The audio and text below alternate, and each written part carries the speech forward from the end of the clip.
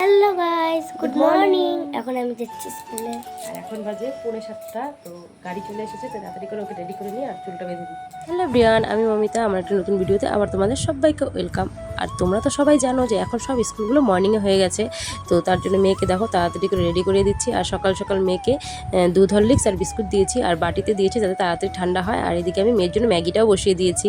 তো মেয়ে চলে যাচ্ছে স্কুলে, ওকে আমি এখন ছাড়তে যাব, কারণ ওর গাড়ি অনেকক্ষণ আগে চলে এসেছে। এসে আমাকে ফোন করছে, অনেকক্ষণ ওয়েট করেছে। তো মেয়েকে গাড়িতে তুলে দিলাম আর ওর বান্ধবীরা সবাই আমাকে এখন টাটা করে দেবে। তো চলো, তোমরা কিন্তু পুরো ভিডিওটা দেখো, স্কিপ করো না। তো মেয়েকে দিয়ে তাড়াতাড়ি করে চলে আসলাম বাড়িতে, কারণ বাড়িতে এসে আমার আর যে বাসি কাজগুলো ছিল সেগুলোকে আমি সেরে নিলাম। আর এখন একটু জল খেয়ে নিচ্ছি। আর এখন চলে যাব রান্নাঘরে গিয়ে 1 কাপ চা বানিয়ে নিব, কারণ সকাল সকাল চা না খেলে আমার আবার ভালো লাগে না, কারণ দিনটাই মনে হয় যে কেমন ফিকে হয়ে যায়। তো যাই হোক, চা খাওয়া কমপ্লিট করে এখন চলে যাব ঘরে। আর এখন এদিকে আমার মুখ চোখের অবস্থা দেখো, এখন আমার ঘুমই কাটেনি। আর এদিকে আকাশটা দেখো একদম থুম ধরে আছে, কখন যে বৃষ্টি নামবে তার কোনো ঠিক নেই। তো এদিকে তো তোমাদের বললাম সকাল সকাল আমার সমস্ত কাজ শেষ। আর এদিকে কত জামা কাপড়ও ধুয়ে দিয়েছি। এখন বাজে সকাল 7:30 আর আমার সমস্ত কাজ শেষ। এখন আমি একটু শোবো, একদম 9:30টার দিকে উঠবো, তারপর উঠে রান্নাবাড়ি করবো। তো চলো যাওয়া যাক। অনেকটা সময় পার হওয়ার পর এখন আমি বিছানা থেকে নামছি। আর এদিকে আমার বর কিন্তু কাজে চলে গেছে। আর এখন বাজে 10টা, দাঁড়াও তোমাদেরকে দেখাচ্ছি। তো 10টা পুরোপুরি বাজেনি, কিন্তু 10টা বাজতে আর বেশি দেরি নেই। তো যাই হোক, তাড়াতাড়ি করে আগে বিছানাটাকে উঠিয়ে নিই। আর জানো তো, আমার বর কিন্তু এর মাঝখানে উঠে স্নান করে ফ্রেশ হয়ে 9:30টার দিকে দোকানেও চলে গেছে। তো আমি শুয়েছিলাম, ভাবলাম কি করব উঠে সকাল সকাল, এখন আর কোনো কাজ নেই, একটু পরে উঠে না হয় রান্না বান্না করা যাবে। আমাদের সঙ্গে একটা কথা শেয়ার করি। তো জানো তো, আমি ভিডিও করি, আমার কোনো সমস্যা নেই, আমার বাড়ির লোকের কোনো সমস্যা নেই, কিন্তু সমস্যা হচ্ছে আমার পাশের বাড়ির লোকের।